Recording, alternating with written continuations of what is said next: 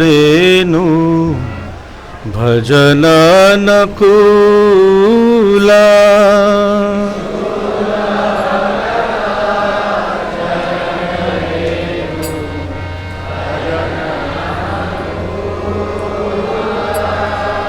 ಶುದ್ಧ ಭಕ್ತ ಚರಣ ರೇನು ಭಜನಾನುಕೂಲ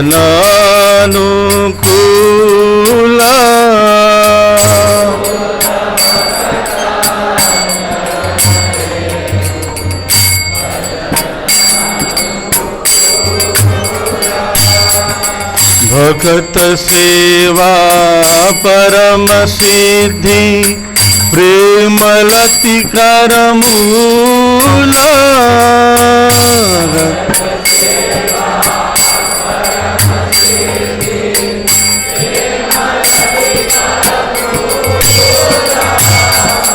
शुद्ध भक्त चरण रेनु भजनानुकूल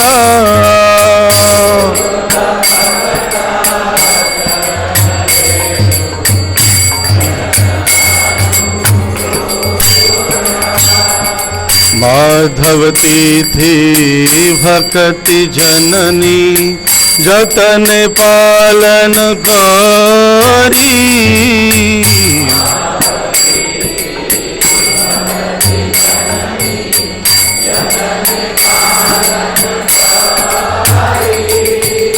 कृष्ण वसती वसती बोली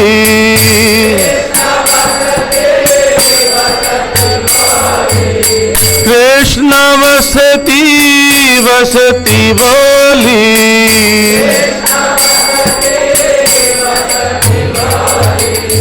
परम दरबारी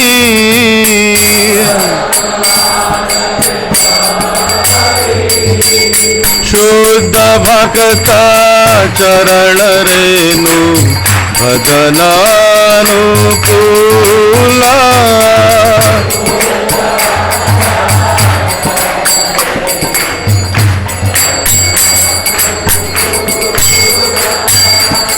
गौर आमार्ज सब स्थाने करल भ्रमण रंगे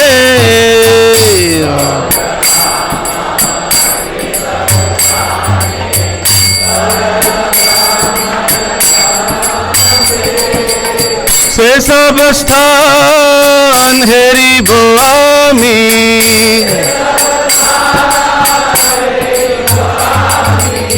से सब स्थान हेरी बोआमी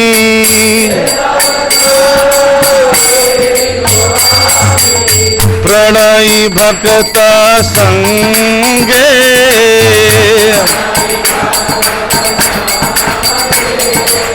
प्रणयी भक्त संगे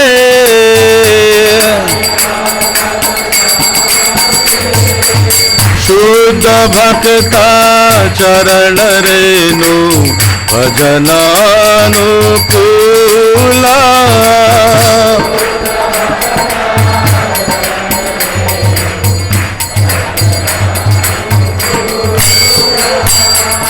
मृदंग वाद्य सुनिते मान अवसर सदा जाचे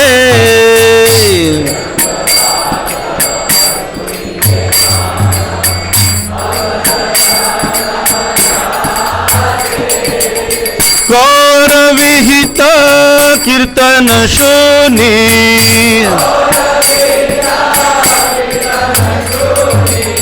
गौर विहित कीर्तन सुनी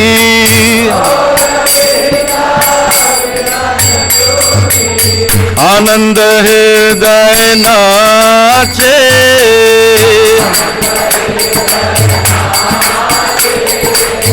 आनंद हृदय नाचे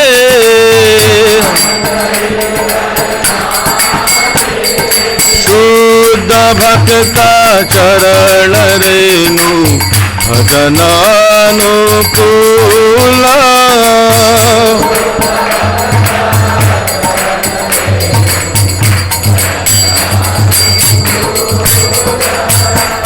युगल मूर्ति देखिया मोर परम आनंद होए।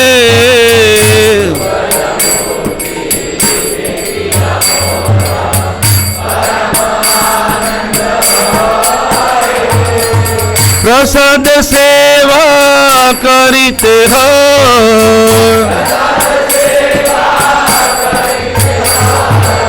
प्रसाद सेवा करिते हो,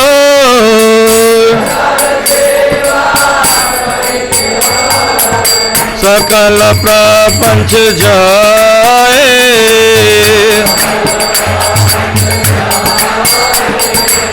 सकल प्रपंच जाए।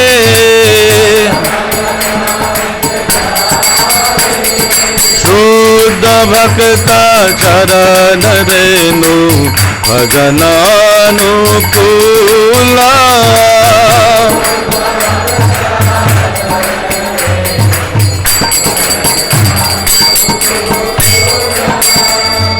दिन ग्रहे भजन देखी गृहत गोलक भाए।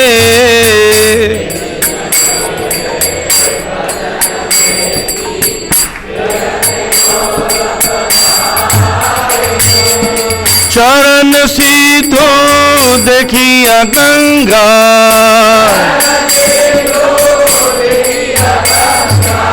चरण सीधो देखिया गंगा।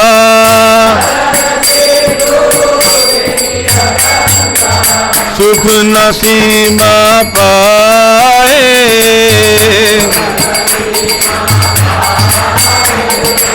सुख न सीमा पाए।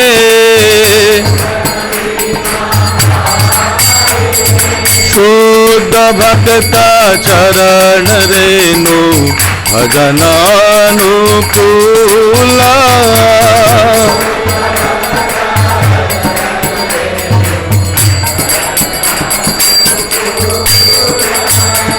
तुलसी देखी जुड़ाई प्राण, माधव तोषणी जानी।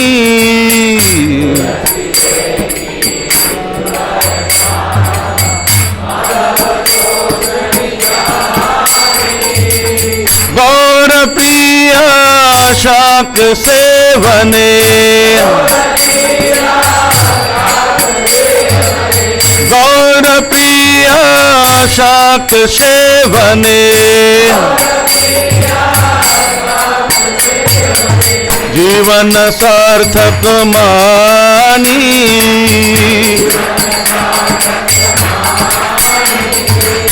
जीवन सार्थक मानी।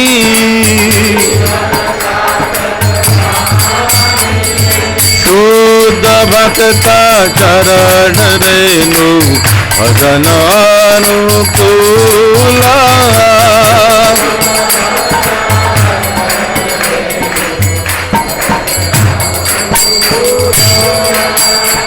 भक्ति विनोद कृष्ण भजने, अनुकूल पाए जा।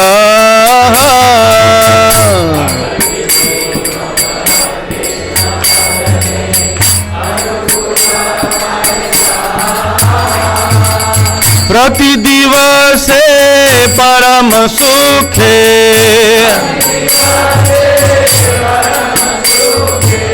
प्रति दिवस परम सुखे।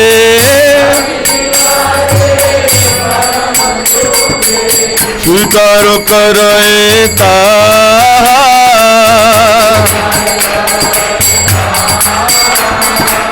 स्वीकार करे ताहा।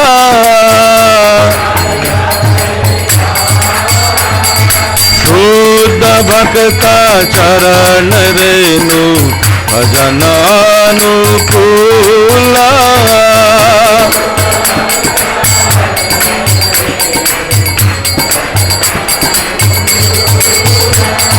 भक्त सेवा परम सिद्धि, भगत सेवा परम सिद्धि। प्रेमलति करमूला प्रेमलति करमूला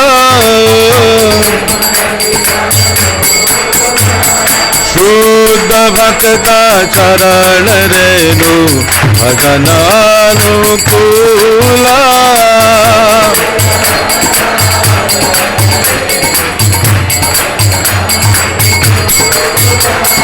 हरे कृष्णा कृष्णा कृष्णा हरे हरे हरे राम राम राम हरे हरे। बोलिए बोलिए जोर से। हरे कृष्णा कृष्ण कृष्ण हरे हरे हरे राम राम राम हरे हरे।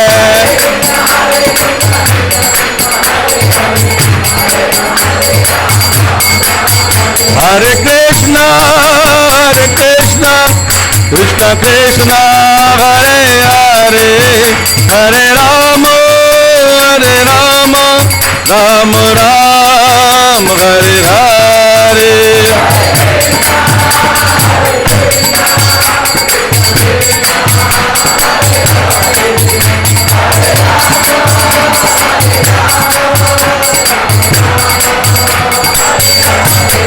जय राधा पार्वती गौरानिताय सीताराम लक्ष्मण हनुमान की जय।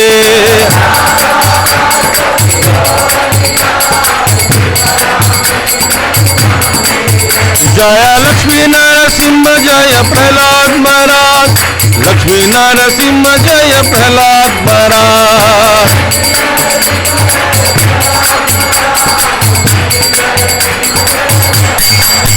जय जय प्रभुपाद प्रभुपाद प्रभुपाद प्रभुपाद।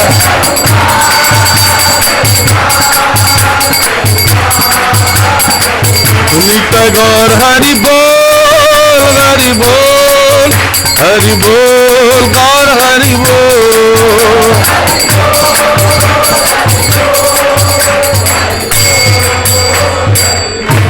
निताय गौर प्रेमानंदे। जय विष्णुपाद परमहंस परिव्रजकाचार्य स्तोत्र सत डिवाइन ग्रेस अभय चरणारविंद भक्त वेदांत स्वामी श्री प्रभुपाद की। श्री राधा पार्थ सारथी ललिता विशाखा की। श्री गौर निताय पंचतत्व की। सीताराम लक्ष्मण हनुमान की। श्री लक्ष्मी नरसिंह प्रहलाद महाराज की। जगत गुरु श्रील प्रभुपाद की। Shri Prabhupada transcendental book distribution की। ग्रंथराज श्रीमद् भागवतम की। प्रभुपाद लीलामृत की। निताय गौर प्रेमानंदे। All glories assembled devotees Hare Krishna. All glories assembled devotees Hare Krishna. All glories to Shri Guru and Gauranga Nitai Gaura प्रेमानंदे। ओम अज्ञानतिमिरन्धस्य ज्ञानञ्जनशलाकया चक्षुरुन्मिलितं येन तस्मै श्रीगुरुवे नमः। श्रीचैतन्यमनोभीष्टं स्थापितं येन भूतले स्वयं रूपः कदा मह्यं ददाति स्वपदान्तिकं।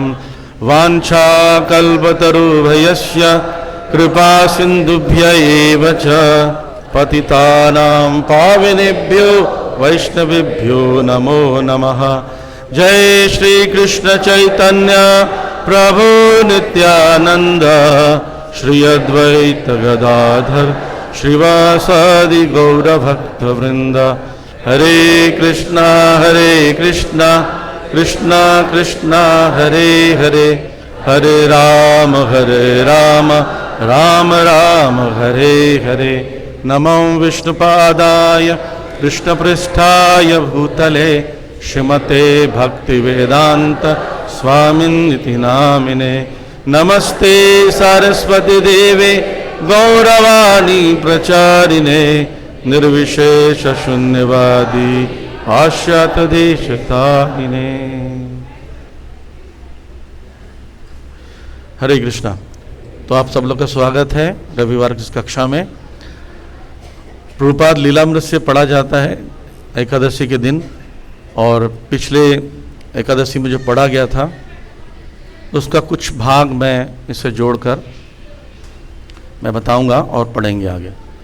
तो ये प्रकरण प्रभुपाद लीलामृत का भाग 2 है, प्रकरण 61 है और इसका शीर्षक है 108 गुलाब की झाड़ियाँ। और ये लॉस एंजलिस में ये कथा चल रही है, जहाँ पर पिछले बार पढ़ा गया था, जहाँ वर्णन कर रहे हैं कि प्रभुपाद जी के जो साथ में भक्त लोग उनकी सेवा कर रहे हैं, निजी सेवा कर रहे हैं, तो उपेंद्र और गोविंद दासी जो निजी सचिव बने रहे, उपेंद्र जो उनके सेवक थे, उनके मालिश करना, भोजन पकाना आदि कार्य करते थे, और गोविंद दासी के पति गौर सुंदर हवाई में केंद्र खोलने की इच्छा ना होने पर भी चले गए थे श्रील प्रभुपाद जी कहने पर। ये हमने पढ़ा था, और बाद में गोविंद दासी माता जी को भी प्रभुपाद जी ने भेजा, तो इस प्रकार से हमने पढ़ा था।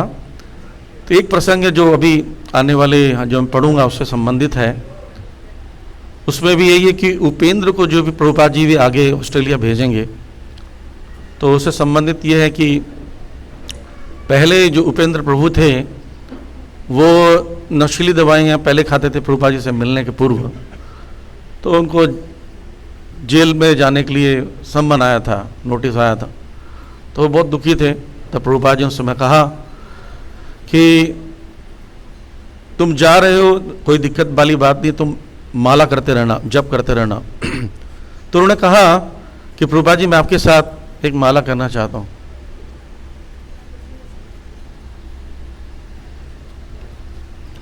तो मैं माला करना चाहता हूँ। प्रभुपाद जी बोलते हैं मैं हमेशा तुम्हारे साथ माला करूँगा। तो गुरु शिष्य के साथ हमेशा रहते हैं।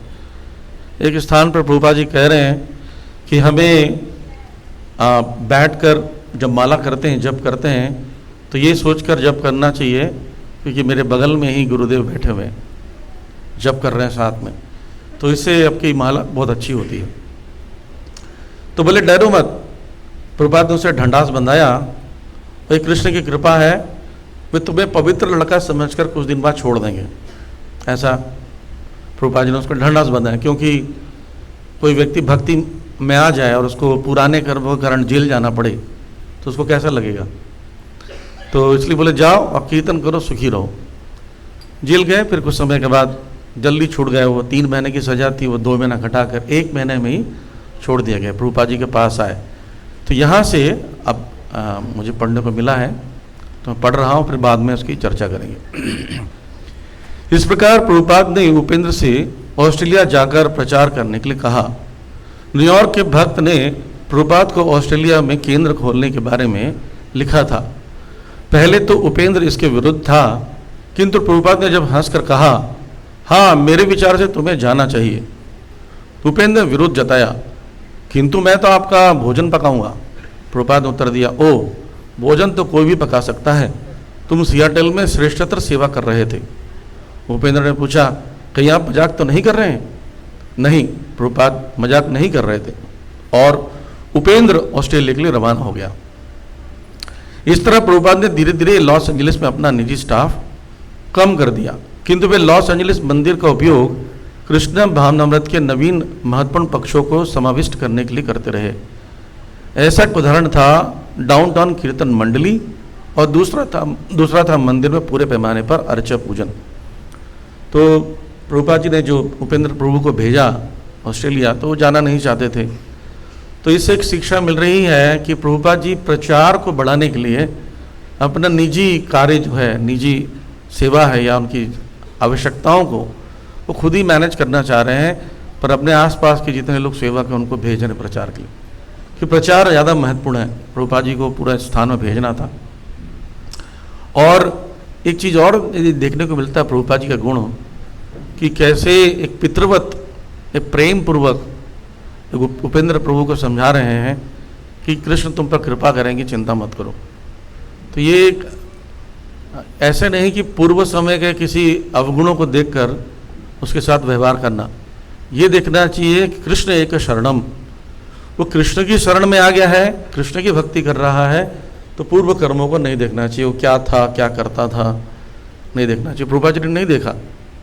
ऐसे एक शिष्य ने कहा, प्रभुपाद मैं बहुत दुखी रहता हूँ कि मैं मुझे अफसोस होता है कि मैं पहले नशा करता था, ड्रग बेचता भी था, लेकिन अब मैं आपके शरण में हूँ, लेकिन मैं दुखी हूँ कि मैं ऐसा कार्य करता था।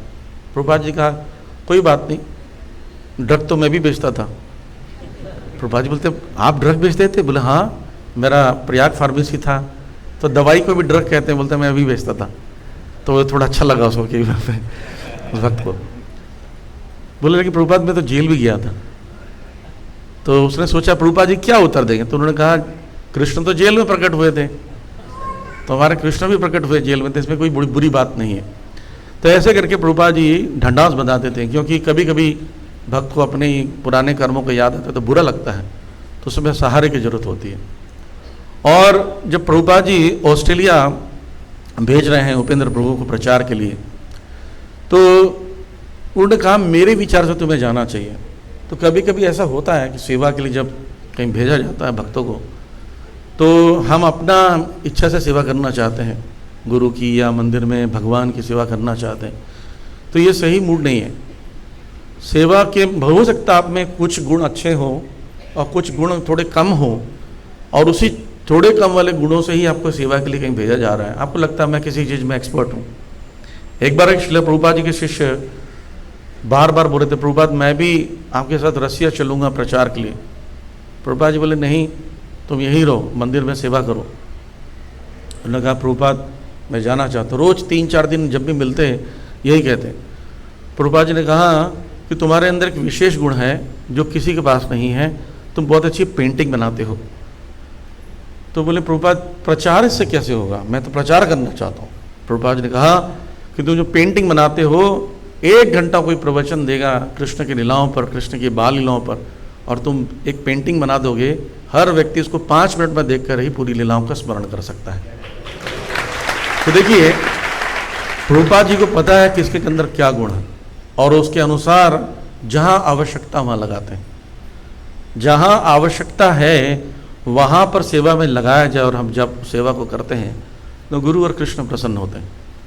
जैसे युद्ध हो रहा है, हम माया के खिलाफ युद्ध कर दिए, सब लोग तैयार हो गए, अपने साथ AK-47 AK-108 रख लिया, हम माला जपते हैं, और सेवा के लिए जब भेजा जाए बोले नहीं हम यहाँ नहीं जाएंगे, हम वहाँ लड़ेंगे। ऐसा तो नहीं होता युद्धों में। जहाँ भेजा जाएगा वहाँ आपको युद्ध करना पड़ेगा, चाहे वहाँ पर जान क्यों ना चले जाए, यही विधि है।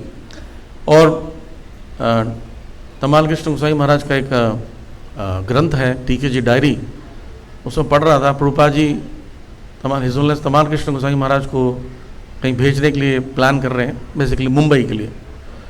तो उस समय बोल रहे हैं कि प्रभुपाद जी मैं क्या योग्य हूँ। तो प्रभुपाद जी ने बताया अंग्रेजों ने किसी स्थान में अपने शासन को बढ़ाने के लिए, वहाँ पर सीमा को बढ़ाने के लिए, वहाँ पर अपने शासन को मजबूत बनाने के लिए वायसराय भेजते थे। तो मैं भी यही कर रहा हूँ, मैं भी स्थान पूरे विश्व में भ्रमण करता हूँ, पर एक एक स्थानों में वायसराय बना देता हूँ। तुम कहाँ जाओगे वायसराय बनाकर, मुंबई जाओगे? तब तमाल कृष्ण महाराज ने कहा हाँ मैं तैयार हूँ। तो प्रभुपाद जी ऐसे हर स्थान में बना बना के भेजते थे, और कोई नहीं जाता तो प्रभुपाद जी किसी न किसी माध्यम से उनको कन्विंस कर देते। मैं पहले भी एक स्टोरी बताया हूँ, उसमें हिजुलनेस गौर गोविंद गोसाई महाराज भुवनेश्वर में, उनको प्रभुपाद जी ने लिखा था उड़िया भाषा में मेरे ग्रंथों का अनुवाद करो और मंदिर का निर्माण करो। ये दोनों डिफरेंट डिग्री के, डिफरेंट डायरेक्शन के सर्विसेज हैं। एक मैनेजमेंट देखना, कंस्ट्रक्शन देखना, दूसरे तरफ अनुवाद करने के लिए शांति प्रिय स्थान चाहिए। तो वो लिख नहीं पा रहे थे। तो प्रभुपाद जी जब आए, उन्होंने कहा कि मेरे बुक्स लिख रहे हो, ट्रांसलेट कर रहे हो, अनुवाद कर रहे हो उड़िया भाषा में? बोले मुझे समय नहीं मिलता है, मंदिर का मैनेजमेंट देखते रहता हूँ, सारा प्रबंधन में मेरा समय चल रहा था। प्रभुपाद जी बोले नहीं, ये भाषा में, उड़िया भाषा में अनुवाद करना ज़्यादा जरूरी मेरे ग्रंथों का, ये कोई और कर लेगा। प्रभुपाद जी यहाँ कोई नहीं है सेवा करने के लिए, मेरी मदद कौन करेगा? उसी समय एक व्यक्ति जा रहा था, ब्रह्मचारी था पर सैफरन नहीं था, वाइट में था, विदेश से आया था, उड़ीसा में भारत को घूमकर भजन करने के लिए। बोले इसको लगा दो, वो जा रहा था। तो बोले प्रभुपाद मेरी बात कहाँ मानेगा, उसको बुला इधर आओ। बोलते हैं कि आज से तुम इस मंदिर के अध्यक्ष हो। बोले अध्यक्ष? मैं प्रभुपाद जी मैं तो आया था विदेश से, यहाँ पर सोचा था भजन वजन करूँगा। प्रभुपाद जी बोले भजन वजन सब हो जाएगा, चिंता मत करो, तुम सेवा करो। फिर उसने कहा कि लेकिन प्रभुपाद मेरा स्वास्थ्य खराब रहता है भारत में, तो मैं विदेश वापस जाना चाहता हूँ। प्रभुपाद जी बोलते हैं मैं सारा नॉलेज आयुर्वेद का है, मैं ऐसे ऐसे जड़ी बूटी दूंगा तुम्हारा स्वास्थ्य अच्छा रहेगा। फिर वो बोलता क्या बहाना करूँ, बोलते मेरे ना यहाँ के जीबीसी से मेरा बनता नहीं है। प्रभुपाद जी बोले मैं जीबीसी चेंज कर दूंगा और बोलो। अब वो क्या बहाना करें, बोलते हैं प्रभुपाद मेरी माला 16 माला ठीक से नहीं होती, पूरे दिन चलता है। प्रभुपाद जी बोले 16 माला भी करने की जरूरत नहीं है, अब सेवा करो। तो बोला अब तो कोई चांस ही नहीं, जब 16 माला बंद करा दो, सब कुछ जीबीसी चेंज कर दो। बोले ठीक है प्रभुपाद जी सेवा करूँगा। तो बोले ठीक है लेकिन 16 माला जरूर करना। तो प्रभुपाद जी को पता है, गुरु को पता रहता है कि कैसे शिष्यों को एंगेज करना है ना, उनको ट्रेन रहते हैं। एक बार एक शिष्य को बोले कि श्रीलंका जाओ प्रचार करने के लिए। तो उन्होंने कहा कि श्रीलंका तो छोटा सा देश है, मतलब मैं बड़ा देश में जाऊंगा। प्रभुपाद जी बोले ठीक है पाकिस्तान जाओ प्रीचिंग करने के लिए। बोलते पाकिस्तान नहीं प्रभुपाद जी, श्रीलंका ही ठीक है। तो देखिए गुरु ज्ञान में सभी चीज़ों में भारी, इसलिए शब्द गुरु उपयोग होता है। ज्ञान में भी, वो प्रचार में भी, हर चीज़ में एक्सपर्ट है ना। पेड़ कितना भी बड़ा हो जाए आसमान के नीचे रहता है। कभी कभी ऐसा लगता है हम गुरु से ज़्यादा जान गए हैं, हमें ज्ञानी हो गया है। ये सबसे बड़ी मूर्खता है। जो व्यक्ति गुरु के समक्ष जाता है और जाकर उनके समक्ष ऐसा रहता है जैसे मैं कुछ नहीं जानता हूँ, अपने आप को विनम्र रखता है, वो गुरु से बहुत कुछ प्राप्त कर सकता है। गुरु को पता है उसके हृदय में क्या है, शिष्य के हृदय में। वो जो अहंकार पूरित होकर जाते हैं कि मुझे सब पता है, मैं सब कर लूँगा, तो गुरु समझते हैं पहले तो इसका अहंकार निकालना पड़ेगा, है ना। तो यहाँ पर जब उन्होंने कहा मैं तो आपका भोजन पकाऊंगा, प्रभुपाद जी बोला नो भोजन तो कोई भी पका लेगा, तुम सियाटल में अच्छा कर रहे थे। प्रभुपाद जी उनको सेवा में कैसे लगा रहे हैं, तुम सियाटल में ज़्यादा अच्छा कर रहे थे, वो ज़्यादा अच्छा है। तो बोला ठीक है ठीक है। तो बोले आप मजाक तो नहीं कर रहे हैं? बोले नहीं मजाक नहीं कर रहा हूँ, तुम जाओ। तो इस प्रकार से प्रभुपाद जी ने अपने स्टाफ को कम कर कर प्रचार पर ज़्यादा ध्यान दिया। और दो चीज़ें उसके सिम्टम थे कि डाउन में कीर्तन मंडली स्थापित किया और मंदिर में ज़्यादा विस्तृत रूप से अर्च विग्रह की सेवा आरंभ की। तो उसके आगे वर्णन इसी प्रकार है। इस बार लॉस एंजलिस में भक्तों ने अर्च विग्रह को की आरती तथा प्रसाद अर्पित करने का पूरा दिवस का कार्यक्रम शुरू किया, जिस तरह भारत के विशाल वैष्णव मंदिरों में होता है। महान पंडित तथा श्री चैतन्य महाप्रभु की शिक्षाओं के अनुयायी जीव गोस्वामी ने यद्यपि ये लिखा था कि हरे कृष्ण कीर्तन ही भगवत धाम वापस जाने के लिए पर्याप्त है, क्योंकि इस युग में लोग अशांत हैं, किंतु शुद्धि के लिए उन्हें अर्च विग्रह की पूजा भी करनी चाहिए। चूँकि अर्च पूजन में अर्च विग्रह के लिए उनके वस्त्र सिलना, अर्च विग्रह की वेदी की सफाई करना तथा अलंकरण एवं अर्च विग्रह के लिए भोग तैयार करना भी सम्मिलित है। प्रभुपाद उन महिलाओं के उन्मुख हुए जो उन कार्यों में रुचि रखती थी। तो देखिए हमारे पास इतने सारे मंदिरों में श्रील प्रभुपाद जी ने बहुत सारे विग्रहों की स्थापना की।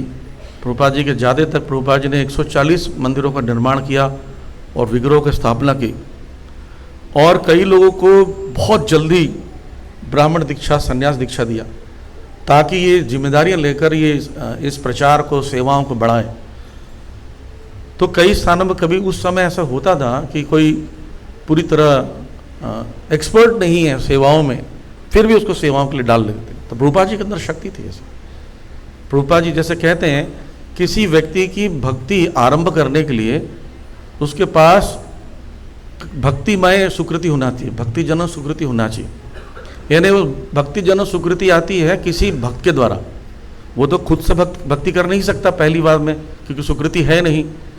तो भक्त आता है उसके जीवन में और सुकृति प्रदान करता है अनजाने में। जैसे हम रथ यात्रा निकालते हैं, हरिनाम करते हैं, तो लोग आते हैं, उनको हम प्रसाद देते हैं, कीर्तन में पार्टिसिपेट कराते हैं, नृत्य करते हैं, बड़े बड़े सुंदर सुंदर चौका नयन आँखों को देख कर आकर्षित हो जाते हैं, जय जगन्नाथ बोलते हैं, जय बोल लेते हैं, नृत्य करते हैं, रस्सी खींचते हैं। तो उससे क्या होता है, धीरे धीरे उसके अंदर में सुकृति बढ़ने लगती है। तो जितने लेवल का भक्त होगा, जिसकी चेतना जितनी शुद्ध होगी, उतने लेवल का वो सुकृति प्रदान कर पाता है। तो किसी के अंदर अगर सुकृति नहीं है, जीरो है, और एक व्यक्ति के अंदर 10% सुकृति है खुद के अंदर, वो दूसरे को ज़्यादा 5-10 दे सकता है, उससे ज़्यादा नहीं दे सकता। लेकिन एक शुद्ध भक्त जो प्योर डिवोटी ऑफ कृष्ण है, महाभागवत है, वो एक ही बार में 100% एक व्यक्ति को, अनजान व्यक्ति को दे सकता है ना। उसका उदाहरण आता है हमारे श्रील प्रभुपाद। श्रील प्रभुपाद जी को देखिए, प्रभुपाद जी ने एक जगह ये जो श्लोक प्यार बोला गया चैतन्य चरितम से कि ब्रह्मांड भ्रमित कौनो भाग्यवान जीव गुरु कृष्ण कृपा पाए भक्ति लता बीज। तो शिष्य ने कहा कि प्रभुपाद जी हम बड़े कितने भाग्यवान हैं कि हमें भक्ति लता बीज मिला आपकी कृपा से, कृष्ण की कृपा से, हम पहले से भाग्यवान हैं। प्रभुपाद जी बोलते नहीं, तुम भाग्यवान नहीं हो, मैंने तुम्हें पहले भाग्यवान बनाया, फिर उसके बाद कृपा दी, भक्ति लता बीज दिया। तो कैसे बनाया भाग्यवान? प्रभुपाद जी के हम लोग जीवन में देखते हैं, प्रभुपाद जी अपने हाथों से कुकिंग कर कर, भोग तैयार कर कर, राधा कृष्ण को अर्पण कर कर अपने हाथों से खिला दे। अब सोचो, चैतन्य महाप्रभु का सेनापति, शुद्ध भक्त, प्योर डिवोटी, अपने हाथों से बनाकर भगवान को भोग लगाकर अपने हाथों से खिलाए, तुरंत ही उसका 100% हो जाएगा 1 सेकंड में। तो ये प्रभुपाद जी ने करके दिखाया। तो इसलिए वो ऐसा सेवा दे रहे थे, जैसे ऑस्ट्रेलिया में गए, सिडनी में वहाँ विग्रह की स्थापना की, और वो स्थापना करते साथ भगवान को, विग्रह को बोलने लगे कि भगवान कई लोगों को मैंने दीक्षा दिलवाई आज, ब्राह्मण दीक्षा, पर अयोग्य हैं, आप थोड़ा ध्यान रखिएगा, एडजस्ट कीजिएगा, क्योंकि अपने आप से शायद इतनी सेवा अच्छे से नहीं कर पाए। तो उस समय लॉस एंजलिस अन्य स्थानों में इतना बढ़िया से नहीं स्टैंडर्ड था अर्च विग्रह का। तो प्रभुपाद जी चाहते थे कि ये सेवा बढ़े और अच्छा स्टैंडर्ड का 6 टाइम 7 टाइम जो भोग लगता है, आरती होती है, वो अच्छे से हो। तो इसके लिए प्रभुपाद जी ने सोचा, विचार किया कि मैं अभी से ही नहीं इनके बुद्धि में डालूंगा, इनको ट्रेनिंग नहीं दूंगा तो मेरे जाने के बाद कैसे करेंगे। तो ये बहुत ज़रूरी है। प्रभुपाद जी ने क्या किया, फिर वो देखा कि कुछ महिलाएं हैं जो इंटरेस्टेड है, बातें करती हैं, पूछती हैं। तो प्रभुपाद जी ने ये देखा कि स्त्रियां, तो क्या हुआ, विदेशों में स्त्रियां भी ऑल्टर में जाती हैं, तो उनको भी ट्रेनिंग दिया जाए। तो प्रभुपाद जी ने स्त्रियों की ओर जो इस कार्य में रुचि रखती है उनकी तरफ उन्मुख हुए। इनमें से एक थी शीलवती। यह अन्य महिलाओं की अपेक्षा अधिक आयु की थी और वह अपने 2 पुत्रों सहित कृष्ण भावनाव्रत आंदोलन में सम्मिलित हुई थी। जब प्रभुपाद ने देखा कि अर्च पूजन में वह उनकी सहायता करने के लिए उत्सुक है, तो उन्होंने उसे अपना कमरे में बुलाया और उसे नित्य 6 आरती करके अर्च विग्रह की पूजा करने की विधि समझाई। प्रथम आरती यानी मंगल आरती सूर्योदय के 1.5 घंटे पूर्व होनी चाहिए, किंतु सर्वप्रथम अर्च विग्रह को जगाना चाहिए। फिर उन्हें दूध तथा मिठाइयाँ, फल देने चाहिए। और जब आरती के समय क्रमशः धूप, कपूर, शंख में जल, स्वच्छ रुमाल, सुगंधित पुष्प, मूर्छल अर्पित किया जाना चाहिए। जो व्यक्ति ये सामग्रियाँ अर्पित करता है वो पुजारी है। वह इन सामग्रियों को अपने दाहिने हाथ से एक एक करके अर्च विग्रह के समक्ष दाहिने से बाएं घुमाकर अर्पित करता है और बाएं हाथ से घंटी बजाता है। मंगल आरती के 1 घंटे के काल के बाद अर्च विग्रह को स्वल्पाहार कराया जाता है। बाद में सारे भक्त उस अर्पित सामग्री के उच्चिष्ट को अर्च विग्रह के प्रसाद के रूप में ग्रहण कर सकते हैं। दोपहर के समय अन्य आरती की जाती है, जिसके बाद भक्तगण बचे हुए प्रसाद को दोपहर के भोजन के रूप में ग्रहण करते हैं। इसके अलावा तीन अन्य आरतियां भी की जाती है, दोपहर 4 बजे, फिर 7 बजे, अंत में 9 बजे रात में। तत्पश्चात अर्च विग्रह विश्राम करते हैं। ये समझते हुए कि अर्च विग्रह वास्तव में मंदिर का भगवान या स्वामी हैं, भक्तों को चाहिए उनकी सेवा राजमहल में राजा की सेवा जैसी करें।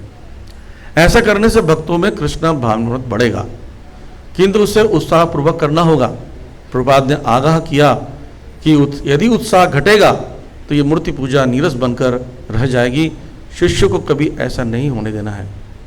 तो वो अर्च विग्रह की पूरी ट्रेनिंग दी है, आरती कितने बार करना है, क्या टाइमिंग होगी, उसके नाम क्या होते हैं, कैसे कैसे एक एक चीज़ों को अर्पण करना है, वो सब उन्होंने समझाया उनको। लेकिन ये होता है कि हम एक बार में ये सब पद्धति नहीं सीखते हैं, देखकर सीखना और बोलकर सीखने में तो और कठिनाई होती है। तो प्रभुपाद जी ने शीलवती माता जी को, जो कि वृद्धा है, उम्र ज़्यादा है, उनको दिया, क्योंकि अर्च विग्रह की सेवा में यंग लोग की ज़रूरत होती है। शरीर को बहुत तपाना पड़ता है, बहुत तपस्या है, ठंडी और गर्मी में आपको तपस्या करनी होती है। तो जो स्वास्थ्य का ध्यान नहीं रखते हैं, अपना भजन ठीक से नहीं करते हैं और या वृद्ध हैं तो उनको बहुत दिक्कत जाती है। तो इसलिए फिर भी उन्होंने क्योंकि देखा कोई नहीं आ रहा था, शीलवती माता जी को इस सेवा में लगाया और पूरी ट्रेनिंग दी। तो ऐसा होता है कि हम जब भगवान की सेवा करना चाहते हैं, ज़्यादातर हमें से कई भक्त हैं जो भी ब्राह्मण दीक्षा लेना चाहते हैं, तो जो प्रावधान है भक्ति शास्त्री करना और कम से कम कुछ अलग अलग गुरुओं का अलग अलग स्थानों में नियम है, 3 साल 5 साल, या मंदिर के अधिकारियों का नियम बनाते हैं कि इतने साल के बाद प्रथम दीक्षा के बाद ही ब्राह्मण दीक्षा होता है। हम लोग को ये लगता है कि हमने भक्ति शास्त्री कर लिया, 5 साल हो गए हम दीक्षा ले लेंगे। नहीं, उसके लिए तैयारी करना चाहिए। पहली बात तो अपनी साधना होना चाहिए, मंदिर में आकर कुछ सेवाएं करना चाहिए, विग्रह से संबंधित सेवाओं को लेना चाहिए और जो पहले से ब्राह्मण दीक्षित सेवा कर रहे हैं उनको कुछ असिस्ट करना चाहिए। तब जाकर आप कुछ ट्रेनिंग लेंगे, आपका चेतना अच्छा होगा, आप रेगुलर होंगे, संयमित होंगे। क्योंकि सिर्फ गायत्री मंत्र लेकर सिर्फ ये सोचना कि मैं ब्राह्मण हूँ तो वो पर्याप्त नहीं है। अपरिपक्व अवस्था में जब हम लोग दीक्षा लेते हैं तो उसका दुष्परिणाम भी हो सकता है। मंत्रों को उच्चारण, जो गायत्री मंत्र होते हैं, शायद गायत्री, उसको जपने में त्रुटि करते हैं या ठीक से नहीं जपते हैं तो उसके फिर रिएक्शन भी मिलते हैं। तो इसलिए बहुत सावधान होना चाहिए। एक गायत्री बुक है, जिसमें सच्चिदानंद स्वामी महाराज बताते हैं, इतना शक्तिशाली महाराज कहते हैं कि मैं इसका उपयोग करने के लिए सोचा तो मेरे पैर में एक जगह कट लगा था, तो मैं किसी पहाड़ों पे था, तो मैंने सोचा गायत्री मंत्र से इसको ठीक करता हूँ। तो गायत्री मंत्र जपता रहा, 1 सप्ताह में पूरी तरह ठीक हो गया अपने आप। तो ये इतना शक्तिशाली, मुझे अफसोस हुआ कि मैं गायत्री मंत्र को ऐसी चीज़ों में दुरुपयोग किया हूँ। तो अपना रियलाइजेशन महाराज बता रहे हैं कि ये मंत्र को जपने में बहुत ज़्यादा मैच्योरिटी चाहिए। प्रभुपाद जी कहते हैं जैसे श्रृंगी मुनि ने परीक्षित महाराज को श्राप दिया तो वो बहुत कम उम्र के थे, अपरिपक्व अवस्था थी। तो अपरिपक्व अवस्था में ब्राह्मण को इतनी शक्ति प्रदान की जाती है तो उसका दुरुपयोग कर सकता है।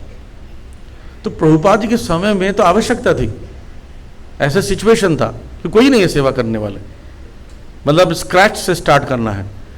लेकिन अभी ट्रेनिंग प्रोग्राम बहुत सारे बने हुए हैं, आप परिचय वर्ग सेवन का प्रोग्राम, यज्ञ का प्रोग्राम का ट्रेनिंग ले सकते हैं। तो वो पहले उस सब ट्रेनिंग लेने का इच्छा करना चाहिए, ट्रेनिंग लेना चाहिए और सेवा में लगातार मंदिर आएंगे, मंगल आरती आएंगे, सेवाएं करेंगे तो आप परिपक्व हो जाएंगे। तब अधिकारीगण खुद बोलेंगे आपको कि आप दीक्षा लीजिए, सेवा कीजिए। यही विधि है। अब यहाँ पर वही होने वाला है जो मैं बता रहा हूँ। तो ये ट्रेनिंग तो प्रभुपाद जी ने दे दिया, वर्बली बता के समझा दिया ऐसे करना चाहिए, लेकिन वो सीख नहीं पाए। और क्योंकि अब कोई ऑप्शन नहीं है तो कोई डांटने वाला नहीं, करेक्शन वाला नहीं है, प्रभुपाद जी के अलावा कोई बताने वाला नहीं है, तो वो सीख कर तो आ गई। आगे क्या होता है, श्रील प्रभुपाद द्वारा निर्देशित होकर शीलवती मंदिर लौट आई और नवीन पूजा विधि की तैयारी करने लगी। अगले दिन रविवार को जब प्रभुपाद मंदिर आए तो वे शीलवती को आरती करते देख खड़े रहे। इसके बाद जब शीलवती अन्य भक्तों के साथ मंदिर से सटे प्रभुपाद का कक्ष में आई तो प्रभुपाद ने यह कहकर उसे बधाई दी, अब हम आरती करेंगे। हाँ, अब हम आरती करेंगे। शीलवती माता जी आश्चर्यचकित होगी। उसने कहा, ओ मैंने आरती ही तो की थी। प्रभुपाद ने कहा, नहीं तुमने नहीं की थी। उसने पूछा, क्या वो ठीक नहीं थी? प्रभुपाद ने कहा, नहीं वो अच्छी नहीं थी। तो प्रभुपाद मंदिर में गए और भक्तों से आरती करने के लिए विविध सामग्री लाने को कहा। अब प्रभुपाद जी प्रैक्टिकल शिक्षा देने जा रहे हैं। करके दिखाया जाता है, लीडर का गुण होता है, बोलता है नहीं, सिर्फ वो करके दिखाता है। करके दिखाने से क्या होगा, आप जल्दी समझते हैं चीज़ों को। लीडर जो होता है वो आगे बढ़कर हाथ खींचता है। जैसे पुराने ज़मानों में युद्ध होता था तो राजा आगे लड़ता था। अभी तो बटन दबाते हैं, है ना, ये बटन मिसाइल चला दो जी, ऑर्डर ये कर दो। तो प्रभुपाद जी गए और वेदी के समक्ष खड़े होकर प्रभुपाद जी ने थाली को देखा और पुकार लगाई, मुझे कपूर चाहिए। भक्त ने पूछा, कपूर क्या है, हमें वो कहाँ मिलेगा? कोई भक्त तुरंत कुछ कपूर खरीदने के लिए दौड़ गया। तो प्रभुपाद ने फूल मांगे। एक एक करके आरती की सारी सामग्री एकत्रित हो गई और प्रभुपाद वेदी के समक्ष खड़े होकर प्रत्येक सामग्री को उनके पास लेने के लिए निर्देश देते रहे, पास ले आओ। जब सामग्री एकत्रित हो गई तो प्रभुपाद ने प्रदर्शित किया कि आरती किस तरह की जाती है। तो उन्हें आरती को पकड़ा दिया। उन्होंने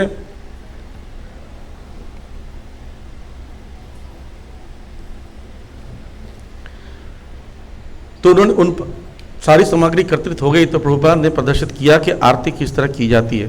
तो उन्होंने आरती को पकड़ा दिया, उन्होंने भक्तों को दिखला दिया। अब उन पर था कि वे उत्साहपूर्वक चालू रखें। तो प्रभुपाद जी वहाँ गए और सारा कठोर नियम जितना होना चाहिए, जैसे कितने बार घुमाना है, कैसे करना है, क्योंकि ये सब चीज़ें ना वर्बली नहीं सीख सकते, इसको देखना पड़ता है। तो आप पहले ही दीक्षा लेके सीधा जंप कर जाओगे तो अर्च बिगर को लेकर पता नहीं कौन आ गया है। पहली बार एक व्यक्ति मैं देख रहा था, वो तुलसी जी की आरती कर रहे थे, उल्टा घुमा रहा था और हाथ भी घूम रहा था, घंटी वाला भी। तो जो हाथ को रोके थे ये भी रुक गया। तो थोड़ा ट्रेनिंग पहले लेना पड़ेगा। तो यहाँ पर प्रभुपाद जी ने बताया कि फर्स्ट इनिशिएशन के लिए 2 साल का मिनिमम रूल है और सेकंड इनिशिएशन के लिए 3 साल का आफ्टर फर्स्ट इनिशिएशन। ये 1999 में जीबीसी रेजोल्यूशन में आया था।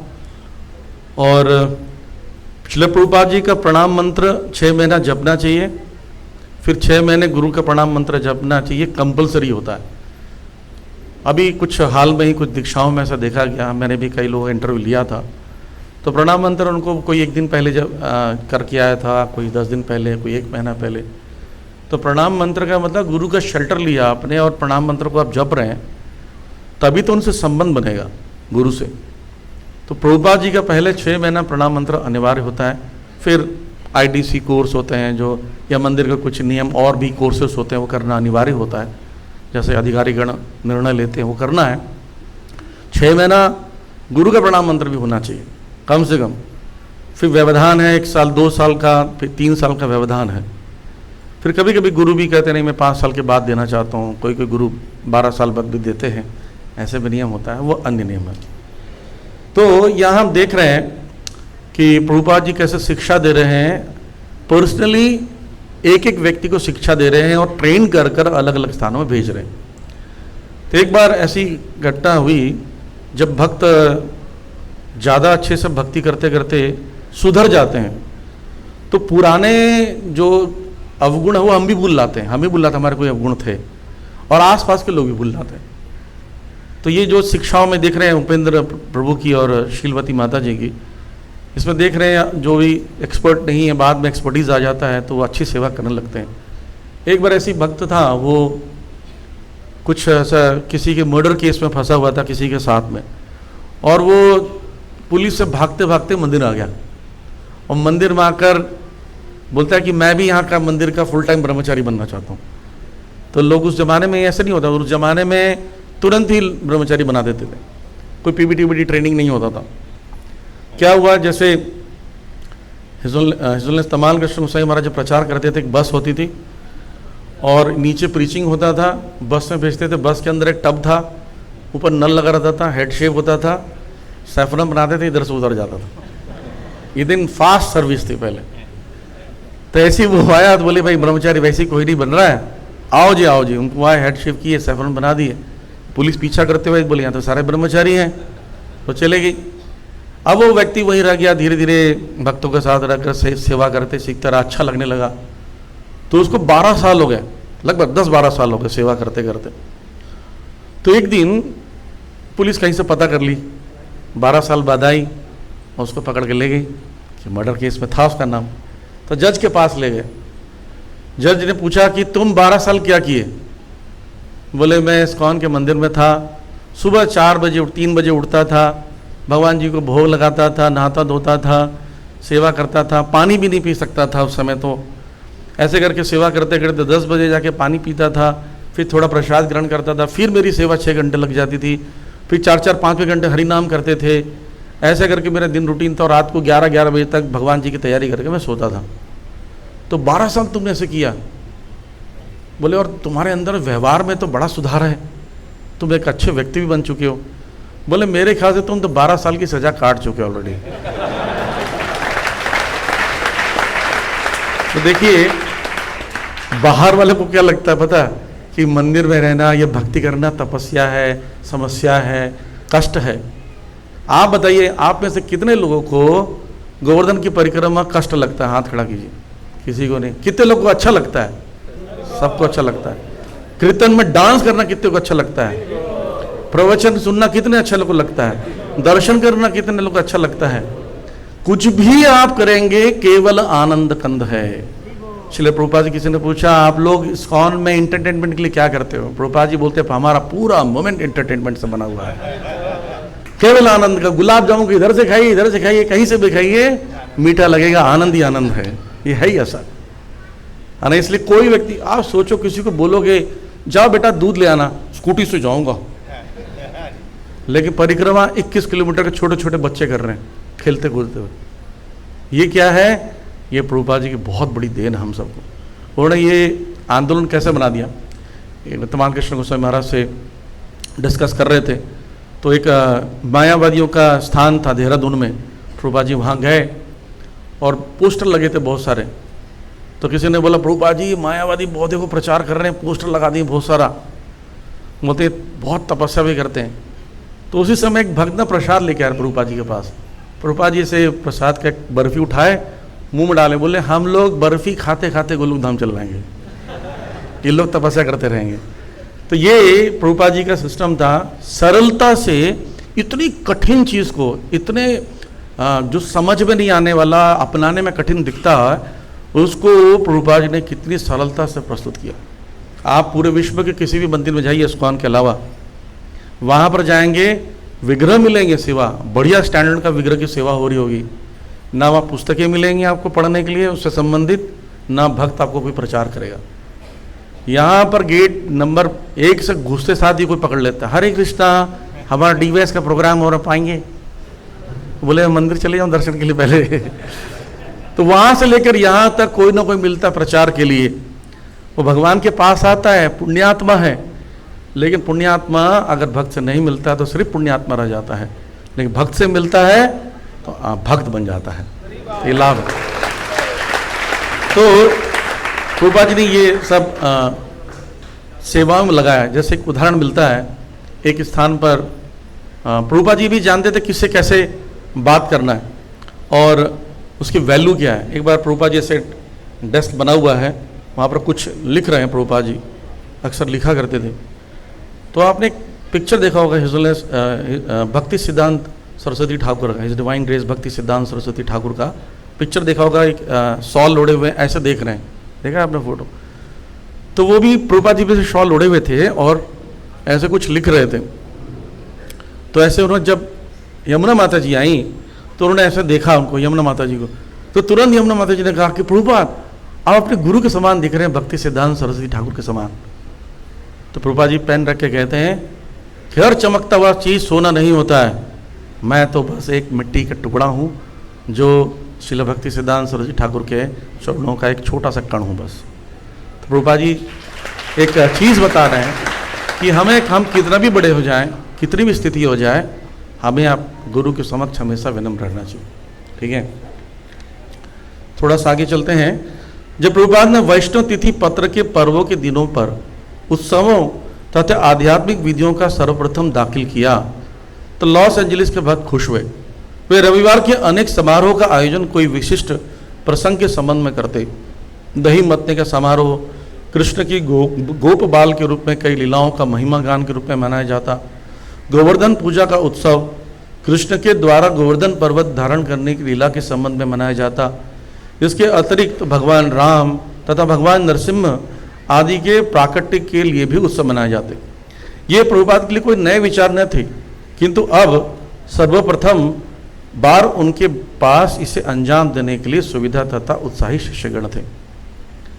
तो देखिए अभी ये उत्सवों को प्रभुपाद जी ने ऐड करना शुरू किया। उस समय कुछ नहीं उत्सव होता था और धीरे धीरे वैष्णव तिथि पत्र जो होता है पांचांग, उसमें सब कुछ डाला गया उत्सव। आज भी आप देखते हो कैलेंडर में, वैष्णव कैलेंडर देखते हैं, कितने सारे उत्सव लिखे रहते हैं। कुछ उत्सव तो हम बनाते भी नहीं, लिखा रहता है। इतने सारे उत्सव डाल दिए गए। क्यों पता? इसका कारण है कि हमें हमारे अधिकारीगण या पूर्ववर्ती आचार्य या श्रील प्रभुपाद जैसे महान आचार्य हमको पूरी तरह कृष्ण भावना में एंगेज रखना चाहते हैं। हम पूरी तरह बिजी रहें।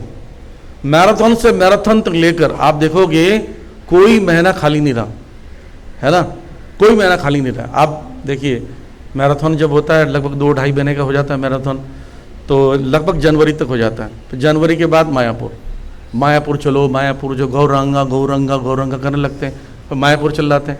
मायापुर से आने के बाद गौर पूर्णिमा फेस्टिवल यहाँ सेलिब्रेट करते हैं। उसके बाद कुछ ना कुछ छोटी सी एक यात्रा हो जाती है कि भाई मायापुर से आए तो वृंदावन कहीं जाएं। यात्रा करने के बाद रामनवमी की तैयारी हो जाती है। रामनवमी तक के बाद नरसिंह चतुर्दशी की पूजा उसकी प्लानिंग करने लगते हैं।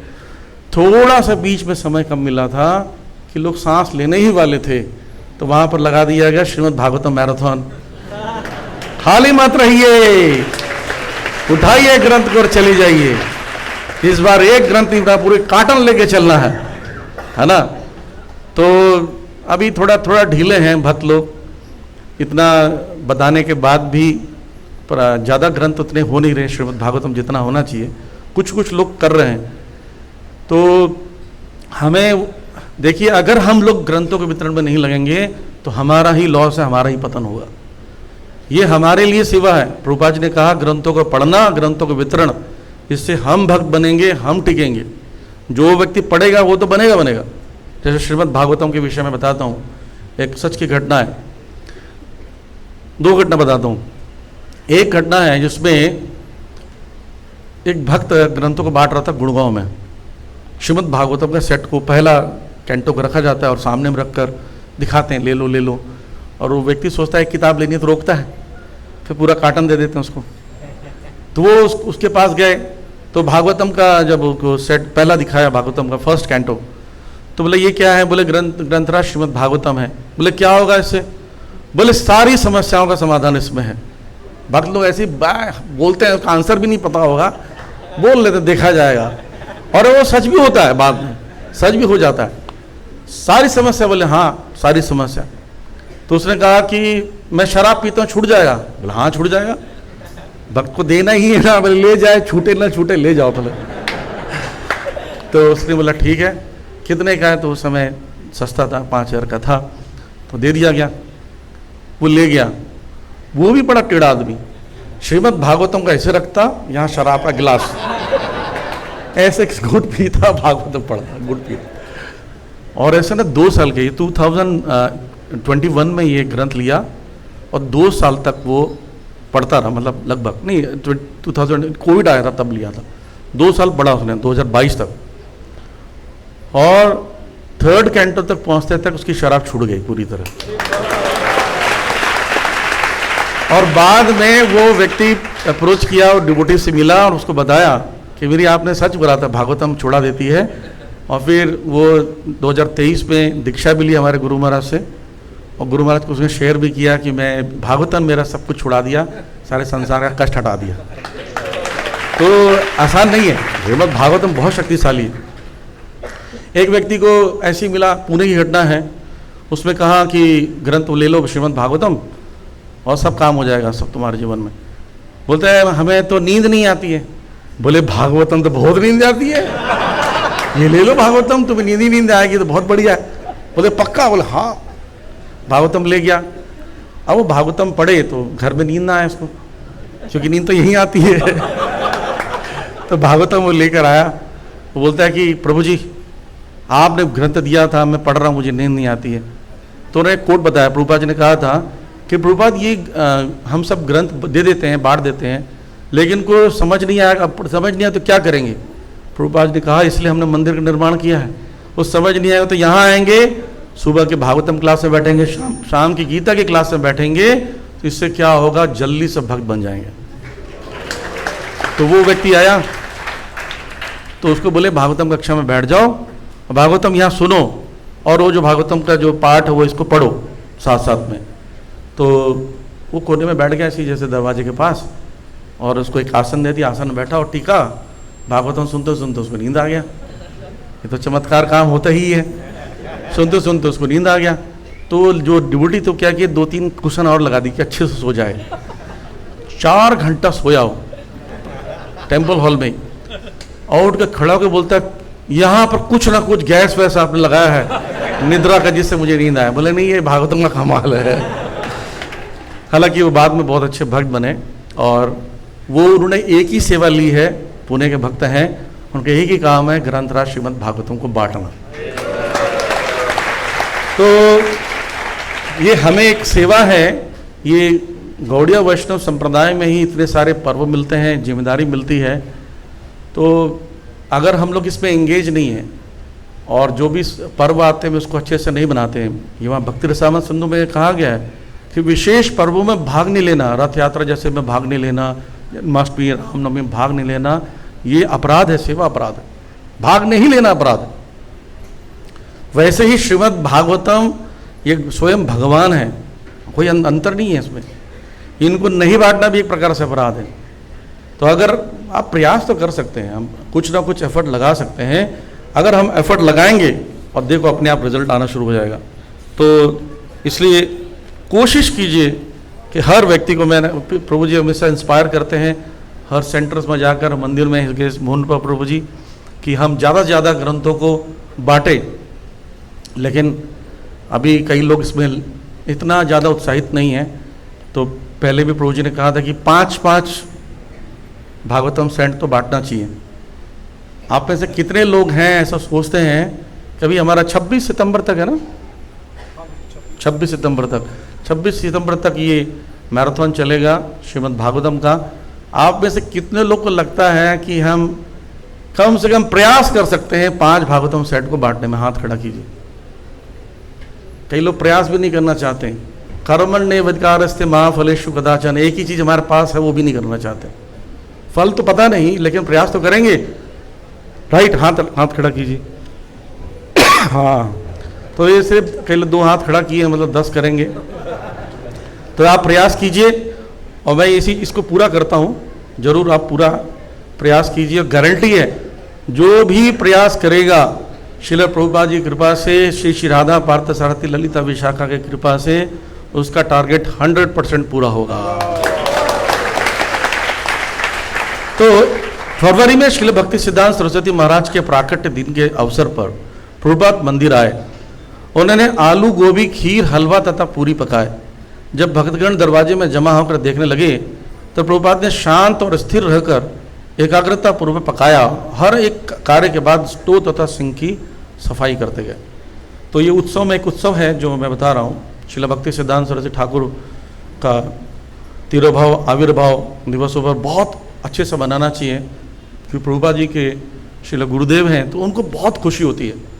तो मैं घटना हिज ग्रेस मोहन पूज्य से सुना था कि एक बार उनके प्राकट्य दिवस पर ज़्यादा अच्छे व्यंजन नहीं बनाए थे, मतलब 3-4 आइटम ऐसा कुछ बना था। तो प्रभुपाद जी को बहुत बुरा लगा कि मेरे गुरुदेव का जन्मदिन है और कम आइटम बनाए। तो प्रभुपाद जी खुद ही अपना एप्रॉन पहना, धोती से टाइट किए, पूरा ले गए और वहाँ जाकर वो बहुत सारे 1 घंटे 2 घंटे बहुत सारे व्यंजनों को बना दिया। किसके लिए? अपने गुरु के लिए, भक्ति सिद्धांत सरस्वती ठाकुर के प्राकट्य दिवस के लिए। तो हमें भी ऐसे ही करना चाहिए। हमें जितने भी पर्व हैं उसको बनाने में आनाकानी नहीं करना चाहिए। मैं एक बार गुरु महाराज से पूछा था कि महाराज ये रथ यात्रा निकालते हैं, जन्माष्टमी निकालते हैं, इतना खर्च होता है और ऐसा लगता है कि प्रीचिंग शायद नहीं हो रही, 1-to-1 हम शायद कैच नहीं कर पा रहे हैं। मेरे दिमाग में सब आ रहा था कि हम कैसे रजिस्ट्रेशन करें, डिवाइस कराएं, ऐसा तो होता नहीं है रथ यात्रा में।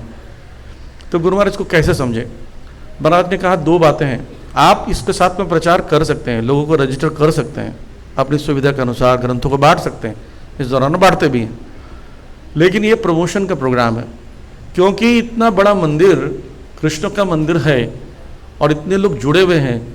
अगर हम लोग कृष्ण जन्माष्टमी धूमधाम से नहीं बनाएंगे तो लोगों को पता चलेगा सो रहे हैं बस। रथ यात्रा नहीं बनाएंगे तो लगेगा कि जीवित भी नहीं है, लगता चले गए। हरिनाम संकीर्तन अगर नहीं करेंगे सड़कों पर तो लगेगा हरे कृष्ण मूवमेंट खत्म हो गया।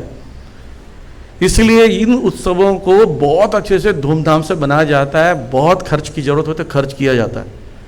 भले आप बाकी के दिनों में आप थोड़ा कम खा लीजिए, लेकिन उत्सवों को बनाने में कभी भी आनाकानी नहीं होना चाहिए। प्रभुपाद जी ने करके दिखाया और प्रभुपाद जी ने खुद अपने हाथों से व्यंजनों को बनाया। आलू गोभी खीर हलवा, आज के दिन थोड़ा बताना अजीब लगेगा, तो बनाया और सब भक्त जमा होकर देखने लगे प्रभुपाद जी क्या बना रहे हैं, क्योंकि वो जो इंडियन डिशेस थे उन लोगों के लिए बड़े अजीब से थे। पूड़ी का फूलना अजीब लगता था, दाल में छौंक लगना अजीब ही चीज लगता था। और प्रभुपाद जी ने बताया कि प्रसाद ऐसी चीज़ है जिससे आप सबसे जल्दी किसी को भक्त बना सकते हो। बहुत लोग ऐसे हैं, आप में से कितने लोग जो प्रसाद के चक्कर में आते रहते हैं, बताइए हाथ में, ये सारे के सारे, है ना। प्रसाद इतना शक्तिशाली है। एक बार प्रभुपाद जी, उस बारे में होता था Prabhupada bullets, ISKCON bullets, gulab jamun इतने बड़े जार में, ट्रांसपेरेंट जार में चाशनी में डूबा हुआ गुलाब जामुन रखा जाता था गेट पर, एकदम गेट पर, यहीं पर उस जमाने में, और जिसका मर्जी है निकाल के खा सकता है। तो 2 लोग आए, उनको पता चला यहाँ पर खाना फ्री मिलता है, आए मंदिर में, तो प्रवचन में बैठे और उनको बोर लगने लगा। प्रवचन में शुरू में बोर ही लगता लोगों को, तो उठे जाने लगे। तो गेट पे एक आदमी खड़ा था, बोले कहाँ जा रहे हो? बोले जा रहे हैं हम। बोले वो गुलाब जामुन खाओगे? बोलते हाँ। तो बोले कि 2? बोले नहीं, जितना चाहे ले सकते हो। तो उसने एक गुलाब जामुन खाया, दूसरे ने दूसरा खाया, फिर दूसरा हाथ डाले ना, बोले नहीं पूरा क्लास अटेंड करके जाओ, उसके बाद खाना। तो वो क्लास अटेंड करने गए, अटेंड किए, और हर दिन इसलिए आते थे कि अटेंड करेंगे, गुलाब जामुन मिलेगा खाने के लिए। इस प्रकार सारे भक्त बन गए। तो प्रभुपाद जी ऐसे ही करते थे, प्रसाद के माध्यम से बनाए। प्रसाद के विषय में एक प्रसंग याद आ रहा है। प्रभुपाद जी को समोसे भी बहुत पसंद थे। तो समोसा श्रुतिकृति प्रभु को बोले जाओ किचन में जो डिवोटी उसको बोलो कि बढ़िया से अच्छा बड़ा बड़ा समोसा बनाया जाए, आलू वाले, मटर वाले, और ठाकुर जी को अर्पित कर कर मुझ मेरे पास लेकर आए। तो बनाया गया समोसा और लेकर आए, 8-10 समोसे लेकर आए। तो प्रभुपाद जी से उसी समय एक माता जी थी जो किचन में आई, मुझे नाम याद नहीं आ रहा है, तो वो भी आई कि मैंने बनाया, प्रभुपाद जी खुश होंगे। प्रभुपाद जी ने समोसा को काटा और खाया। प्रभुपाद जी ने कहा कि सबसे अच्छा समोसा कौन बनाता है? तो माता जी खुश हो गई। तो सब उसकी तरफ देखने लगे। प्रभुपाद जी बोलते मैं बनाता हूँ। प्रभुपाद जी ने फिर उसके देखे उदास हो गए, बोले बाकी समोसा रख दो, मैं शाम को खाऊंगा। तो श्रुतिकृति प्रभु ले गए और किचन में जाके माता जी थी, माता जी को बोले कि माता जी एक समोसा यहाँ रख दीजिए और प्रभुपाद जी शाम को खाएंगे। तो माता जी ने कहा नहीं, बिल्ली खा जाएगी। तो बोले बिल्ली कैसे खाएगी? बोली बिल्ली खा जाएगी, मैं बता रही हूँ। शाम को प्रभुपाद जी को आके जब प्रभुपाद जी ने पूछा समोसा लेकर आओ, श्रुतिकृति प्रभु गए समोसा लेने किचन में, समोसा गायब था वहाँ से। तो प्रभुपाद वो पूछे कि समोसा कहाँ गया? तो माता जी बोली मैंने पहले बोला था बिल्ली खा जाएगी। तो प्रभुपाद जी के पास आए, बोले प्रभुपाद वो समोसा तो बिल्ली खा गई। प्रभुपाद जी ने कहा किसने बोला बिल्ली खा गई? बोले कि माता जी। बोले बिल्ली वही है, वही खाइए। बड़े एक्सपर्ट थे, उनको बुला ले आए माता जी को। प्रभुपाद जी क्या पूछते हैं, तो तुम वही बिल्ली हो जो समोसा खाई मेरा? तो बोलते यस प्रभुपाद। तो प्रभुपाद जी बड़े एक्सपर्ट थे ऐसे पकड़ने में। एक बार प्रभुपाद जी थे किसी स्थान में, प्रभुपाद जी का स्वास्थ्य ठीक नहीं चल रहा था, तो उनको एकदम उबला हुआ बिना मसाले का प्रभुपाद जी को पसंद नहीं था। तो वो सब आइटम दे रहे थे, पर वो शिष्य लोग सेवा कर रहे हैं तो वो खा रहे थे। तो यमुना माता जी आई, तो यमुना माता जी को बोले कि तुम बनाओ प्रसाद, जाके लोग बनाना नहीं आता। यमुना माता जी बहुत बढ़िया बढ़िया व्यंजन बनाई, मसालेदार ये वो बढ़िया, पूरी वूरी कचौरी बना के लिए प्रभुपाद जी खाने लगे। तो एक भक्त ने आया, कहे प्रभुपाद जी आप ये सब मसालेदार खा रहे हैं, आपके स्वास्थ्य के लिए ठीक नहीं है। प्रभुपाद जी बोले कि मैं ये सब खाऊंगा और वो सब खा के मरने से अच्छा है ये सब खा के मरूंगा मैं। तो प्रभुपाद जी ऐसे कहते थे ये भी क्या रही, इसके खा के जिंदा रहने से क्या फायदा? बोले ये प्रभुपाद जी ने उसके सामने कहा यमुना माता जी ये अच्छा बनाने, यमुना तुम बनाया कर, इनको आता नहीं बनाने के लिए। तो प्रभुपाद जी ऐसे दिखाते थे। वैसे तो हमें तपस्या करना चाहिए, लेकिन प्रभुपाद जी भी शिक्षा देते हैं कि इधर उधर का खाने का चीज़ बंद करो। मैं एक बार हमारे गुरुदेव हिज गोपाल कृष्ण गोस्वामी महाराज से मिला। मैंने कहा कि नए नए डिवोटीज को 2 टाइम खिलाना चाहिए कि ज़्यादा खिलाना चाहिए, खासकर जो नए भक्त ज्वाइन करते हैं। तो मैंने कहा कि लोग 2 टाइम खाते हैं, कई लोग आदत होती है घर से आते हैं। गुरु महाराज ने कहा उनको 5 टाइम खिलाओ। गुरु महाराज ने कहा तो मतलब बोलते एक बार सुबह 7 बजे दो, फिर 9 साढ़े 9 बजे दो, फिर दोपहर को दो, फिर शाम को 5 बजे दो, रात को दूध दो। तो मतलब फिर मुझे कहा कि गोपी भाव से कहे ना कि वो मान जाएंगे, वो बहुत मान जाते हैं। गुरु महाराज ने कहा तो बोला यस महाराज। फिर बोले लेकिन देखना आदत ना पड़ जाए उनको, 5 खाने की आदत ना पड़ जाए। तो गुरु महाराज ने समझाया कि शुरू में नए जब भक्त आते हैं तो उनको बाहर भी खाने की आदत होती है, बाहर की सांसारिक चीज़ें, अंकल चिप्स लगा दिया, है ना, भोग लगा दी, खा गए, बोले इसमें तो ओनली सॉल्ट है, या जूस लगा दिया, बाहर की चीज़ें खाते रहते हैं और ये बोल के बस ये तो इसमें अनिल गार्लिक नहीं है। तो उन लोगों का आदत अच्छा करने के लिए कृष्ण प्रसाद खिलाना चाहिए जितनी मात्रा नए लोग। जब एक बार आदत पड़ जाए तब बोलते हैं भला ना खाई वो भले ना पारी वो, अब अच्छा नहीं कर रहा है, अब क्या खाना है, मित वही बनना है, मित भूख बनना है, उतना ही खाना जितना शरीर को आवश्यकता है।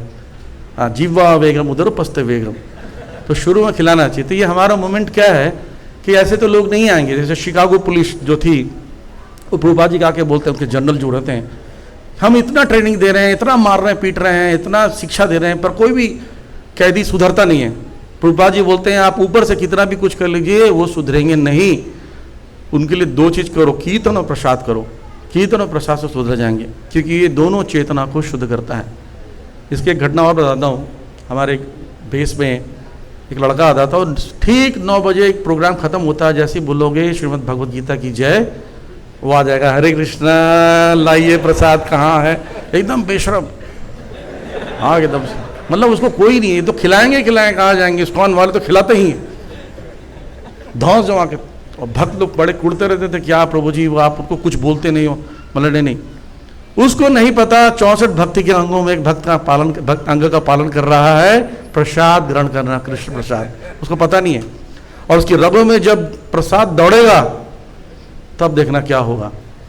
3 साल के बाद एक दिन आया 7 बजे, एकदम आंखों में आंसू, हाथ जोड़कर, प्रभु जी मैं 1 नंबर का गधा हूँ। मतलब वो 3 साल से मैं पता नया, बताओ क्या चीज़। और बोले प्रभु जी मैं सेवा करना चाहता हूँ, मैं सेवा करके कुछ लेना चाहता हूँ, मैं पहले ही खा ले लेता था, मैं क्लास अटेंड करूँगा। मतलब कोई बात नहीं। तो आए, अभी भी सेवा करते हैं, प्रसाद ग्रहण करने के पहले सारा चीज़ सेवा करते हैं, वाइंड अप करते हैं, तब जाते हैं, 16 माला का जप करते हैं, दीक्षित हैं, और एकादशी के दिन 25 माला करते हैं। प्रसाद में बहुत शक्ति है। मैं जब जॉब में था बाहर हुंडई मोटर्स में, तो मेरे कैबिन के जस्ट सामने में एक दूसरे संप्रदाय का व्यक्ति था, दूसरे जाति धर्म का व्यक्ति था। मैं सबको हरे कृष्णा बोलता, तो हरे कृष्णा बोलते, वो नहीं बोलता, गुड मॉर्निंग सर बोलता था। तो मेरे को आसपास के डिवोटी जो हमारे ऑफिस में, तो उन्होंने कहा प्रभु जी इससे हरे कृष्णा बुलवाना है, ये अलग धर्म का है तो बोलता नहीं। तो मैं क्या करता था, चरणामृत ले जाता था, एक छोटे से कप में जूस बोल के देता था उसको, स्पेशल जूस है, और रोज चरणामृत पीता था। उसको पता नहीं है, हाँ ना, चरणामृत पीता रहा। 3 महीने के बाद एक दिन बोला हरे कृष्णा, बोलता हरे कृष्णा, बोलता मेरे मुंह से हरे कृष्णा कैसे निकल गया पहली बार, बोला दूसरी बार बोला ना, बोलता नहीं मैं हरे कृष्णा बोलता नहीं, बोला तीसरी बार बोला तुमने। तो प्रसाद काम करता है 100% काम करता है। तो प्रभुपाद जी ने यही चीज़ देखी और अपने हाथों से प्रसाद बना के खिलाया और लोगों को भगवान की सेवा में लगा दिया। तो मैं 2 चीज़ों पर अभी फोकस करने जा रहा हूँ अंतिम शब्दों में। एक तो एकादशी आज तो है ही, लेकिन प्रसाद वितरण, हरिनाम संकीर्तन तो करें, लेकिन ग्रंथ राज श्रीमद् भागवतम को हमारे अधिकारी भी चाहते हैं, प्रभुपाद जी भी चाहते थे। ये ग्रंथ पूरे भारत में हर किसी के घर में होना चाहिए। और जब ये होगा, अब पढ़ते हैं स्कंद पुराण में भागवत महिमा वर्णन किया गया है, स्वयं ब्रह्मा जी को बता रहे हैं स्वयं भगवान, कि जिसके घर में श्रीमद् भागवतम होता है और वो उसका नित्य पाठ करता है, तो भगवान बोलते हैं मैं उसके पीछे पीछे ऐसे चलता हूँ जैसे गाय के पीछे बछड़ा चलता है। ये लाभ है। और कहते हैं कि कोई व्यक्ति रोज भागवतम का एक श्लोक पढ़ता है, आधा श्लोक पढ़ता है, 1/4 श्लोक भी पढ़ता है, तो उसमें घर में मैं नित्य रूप में निवास करता हूँ। ये लाभ है।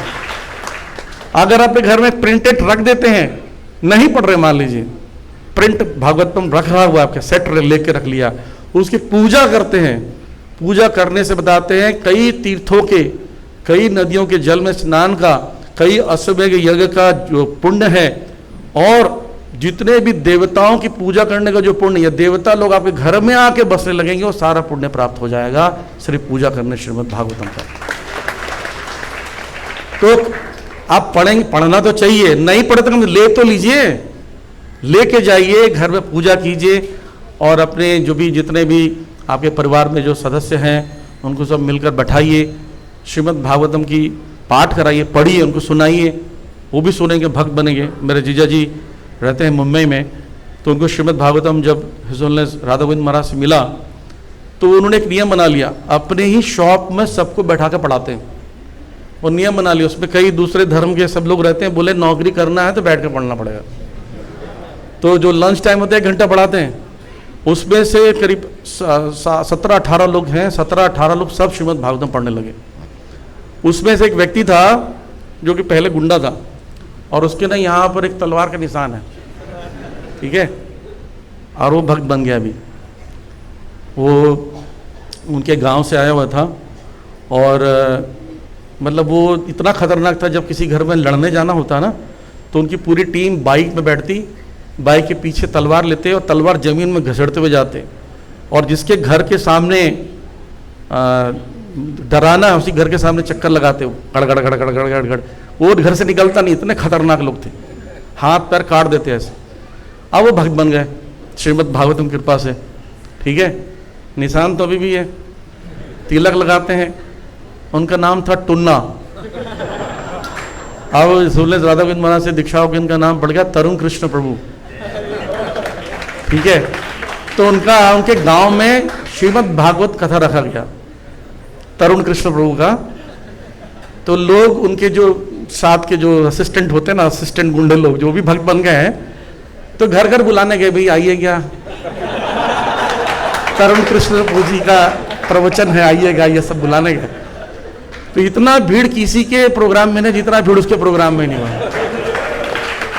तो ऐसा है श्रीमद् भागवतम, अगर आप पढ़ते हैं, बांटते हैं तो चमत्कार करता है ना। तो इसलिए आप प्रयास कीजिए सब लोग ग्रंथों का वितरण करने के लिए। समय हो चुका है, मैं यही विराम देता हूँ। श्रील प्रभुपाद की, श्री प्रभुपाद लीलामृत की। इस ग्रेस मोहन जी कुछ बता